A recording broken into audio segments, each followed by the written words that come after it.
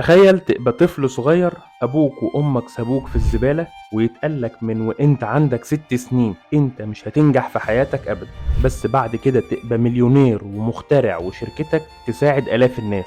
تعال أقولك قصة فريدي فيجرز اللي أثبت إنك تقدر تبدأ مش من الصفر، من تحت الصفر، وتوصل لما لا نهاية. فريدي فيجرز طفل أمريكي اتساب بعد ولادته على الأرض جنب الزبالة، واتبنوه زوجين من كبار السن وربوه، ومن صغره كان مختلف، عنده فضول في كل حاجة. مرة جاب كمبيوتر قديم مكسور من الشغل بتاع والده وقعد يشتغل عليه بالساعات، الكلام ده وهو عنده 9 سنين. خلى الجهاز الميت ده يشتغل، كبر وبدأ يخترع حاجات تساعد والده اللي كان مريض، زي اختراعه لجهاز بيتحط في حذاء أبوه وفيه GPS علشان لما أبوه يتعب يعرف يوصله بسرعة. من هنا بدأ يفتح شركته ويبني مشاريع، ويبقى أول شاب ذو بشرة سوداء يمتلك شركة اتصالات كاملة في أمريكا. فاكر كتاب العادات السبع للناس الأكثر فاعلية؟ واحدة من أهم الأفكار اللي فيه هو ابدأ والنهاية في ذهنك. يعني شوف نفسك فين